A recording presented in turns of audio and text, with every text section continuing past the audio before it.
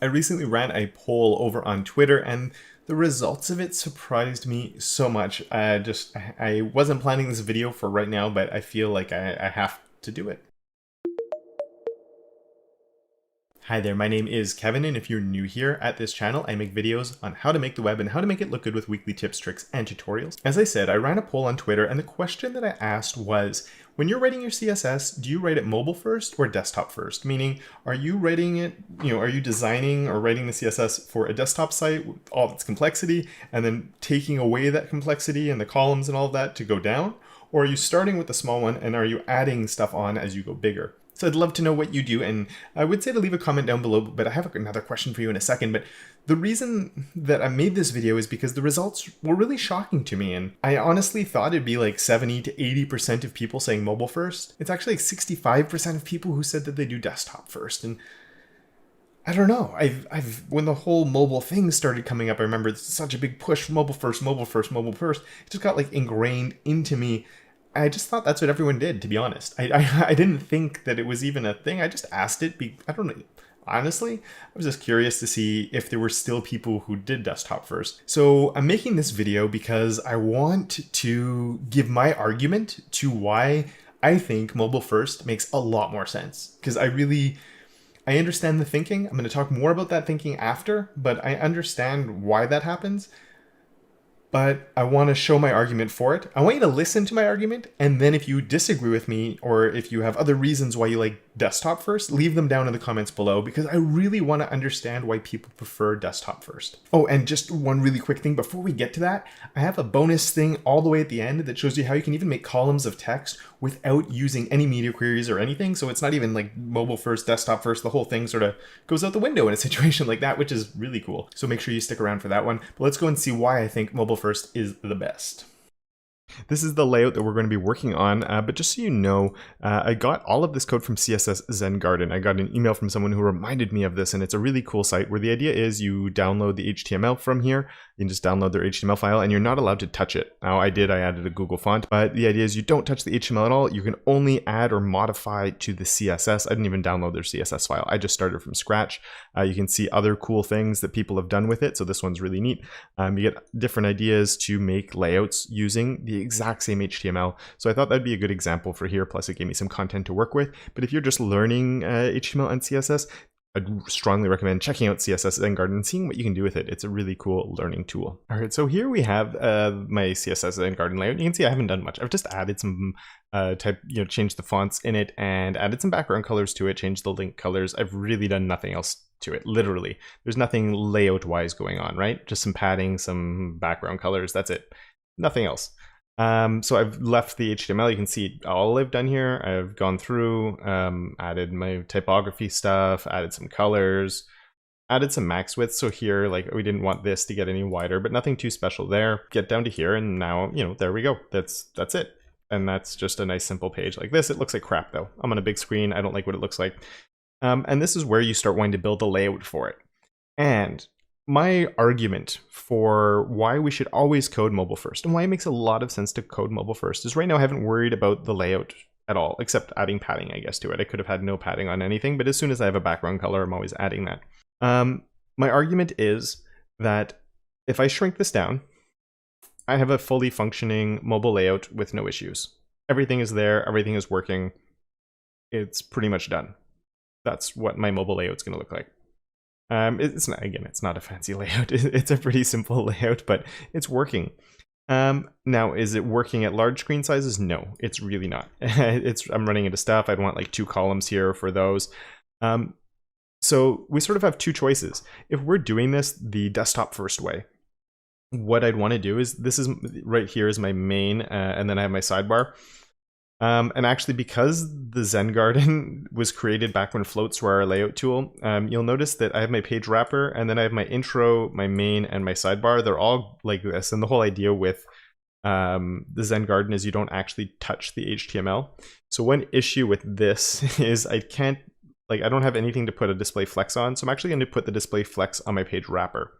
And we'll see. So I know I have all of these styles up here, but I just want to keep all the layout stuff together to show what I'm going to talk about.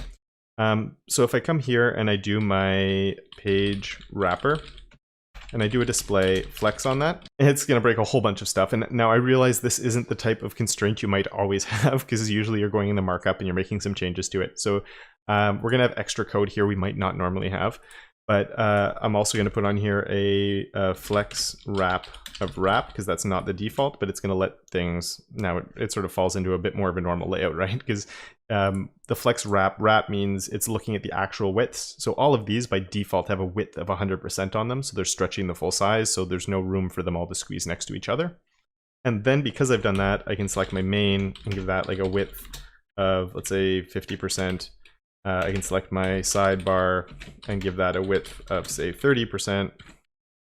And now I have a bit of a layout coming together. Now, actually, I'll show you a cool trick. You always see that you can center something like this. If I look at that one, that's my, let's just find it, my summary. So I have a width and then a margin 0 auto to center it. So my left and right margin of auto. So something that's interesting is if you have two things next to each other, you can actually do that. Margin left of auto for the one on the left, and a margin right of auto for the one on the right, and it's still going to center it. Cool, right? So this one here has the margin left of auto. This one here is the margin right of auto. I think that's pretty neat. Anyway, there we go. Now my layout is working at big screen sizes. So if I was taking a desktop first, that's what I would have to do. And then I'd have to fix it because at small screen sizes, it's broken. Except, man, that's annoying because now I have to come down and create a media query. So add media, max width of, let's say, I don't know, 900 pixels, just as a random guess, random number, but it works. And then I'd come in and say, okay, well, my page wrapper can go back to a display of block, and that's going to fix some stuff. But then I also have to come and say that my main is back to a width of 100%. And my sidebar, and I guess I could keep those together. So we could do like main and sidebar. So we need to reset the widths on those. Hit save, and okay, now we're back to, whoops, something, sider bar. There we go. And now we're back to where we were at the small screen sizes. But, and remember, this is a really simple example, but I'm pretty much going back to what I had before I wrote any of this. So why am I writing all that, then overwriting the parts that are causing problems at small screen sizes, when I could just take all of this. Let's do like, I'm going to do it here. You can see I'm going to cut that, and I'm not using the shortcut. I want to show you what I'm doing. I'm going to delete this. This is like code that I don't need. It's actually not serving a purpose, because if I switch this max to a min, all that code I had before is completely useless, completely. So now I have my two columns here that are working. And at the small screen sizes, I have a perfectly usable layout. Now, maybe you still have to override some paddings and stuff. Like my padding's really big here. So like ideally I'd have a smaller padding, and then the big screen sizes, I would increase the padding size, and maybe the font sizes are going to change. And there's some things you're going to overwrite anyway. And from a layout perspective, a lot of the time, you don't actually need anything fancy for the mobile layout. You shrink it down, you set up all your fonts, your colors, your backgrounds, and you're done. But yes, of course, there's sometimes some fancier things. You have little components that definitely need some display flex on them. You have a navigation, which can definitely be more complicated. I'm not saying this is 100% always the situation, but I don't understand this idea of making this really complex layout. And again, this one's not complex, but making a complex layout and then overriding everything for a simple layout when we started with the simple layout in the first place. When you just write HTML, like let's disable my CSS here. I think it's this one. If I disable that, guess what? I have a perfectly responsive website. It doesn't look very nice, but it's responsive. It's working. There's nothing wrong with it. I don't have any side scrolling no matter what I do, unless I go so small that my text is overflowing out the sides. But I have a responsive layout. By default, if you have no CSS, you have a responsive layout. You only lose that responsiveness when you build in things that prevent it from being responsive. You use positioning, that, absolute positioning is a big one, or you're using set widths, or you're setting up columns that just, there's not enough space for them all to be next to each other. Take advantage of that. You have a responsive layout. Set it all up, typography, background, colors, you're pretty much good to go. And then after that, you come in and you build your more complex layout within your media query. You're writing less code most of the time, and I find it a much simpler approach to take. So there is why I think you should be doing sites mobile first rather than desktop first. I really want to know. Leave a comment down below to let me know if you disagree with me. And I think The reason a lot of people like desktop first is when we first start learning how to make websites, usually we don't learn responsive right away. We do static. And if you're learning static, you're doing it for big screens because that's where the complexity is. That's where your columns are. All the interesting stuff is there. So you learn a lot more if you're doing it desktop first. And then we get used to doing desktop because that's what we know. And then we just go that way. I also think there is something about it because when I design, so if I'm in Figma, if I'm in XD, anything like that, I actually start doing desktop first and then I pare it down and go the other way. But that's really different because I just drag and drop and move stuff and move boxes around. I'm not, writing code, and I just find it, I guess the way my brain works that way, it makes more sense. So I get why people, that makes sense if I do it. If I find that more obvious, I understand why people think the other way around. If they're writing code, it's more obvious to do it that way too. But now that I've shown you this, do you still think that desktop first is the way to go? If yes, let me know, but also let me know why. Please, I really want to know why. But as promised, here's that special bonus tip here at the end where we can do something without any media queries and without having to worry about desktop first or mobile first, and it just works. It's super cool. Let's see it. So this area here is my preamble. And what I'm going to do is come here and I'm just going to write columns. Check that out. Nice and simple. So I have my columns there. And how many do we want? So you have a choice. I could say this is like 3 columns and boom, I get 3. Now that's a bit of a problem. So I can actually come here and say that column span is all, and I can have it span all the way across. Now the problem with 3 columns is that's terrible. So what I could actually do is come here and give this an ideal size. This is almost like Flexbox, where if you have it on the regular no wrap, you're more worried about default sizes. You're more worried about ideal sizes. So what I could do here is, instead of saying an actual number, I can give a size. So, I could say something like, let's just do 100 pixels. It's gonna be way too small, but we can see that it's creating 100 pixel columns. And what it's doing is, you'll see it's creating more and more columns, or less and less columns. And the idea here is that because this is at 100 pixels, it's trying to do it 100 pixels across.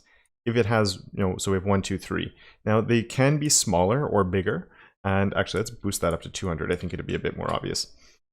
So here, this is bigger than 200 pixels, but it can't fit 2 of them next to each other. So this becomes like the minimum column size. And then as soon as it can fit 2, we get 2. As soon as it can fit 3, it'll go to 3 and 4 and 5 and so on. And you could set something up with a max width here to prevent it from getting too big or running into too many columns. If you don't like how it's working, you can also set this in something like M. So if I do 20M, same idea. It'll work just like that and work really, really well. And just like that, you can set it up not to need any media queries. Really nice and easy.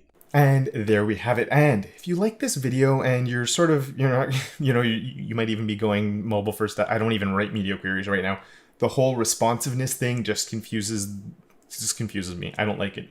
But you want to learn it because that's websites have to be responsive today. We need sites that can adapt to screen size, and you want to start understanding more about it. When to use media queries, how to use media queries, the other things that come into it, how to stop content from overflowing, whatever it is, you have issues with it.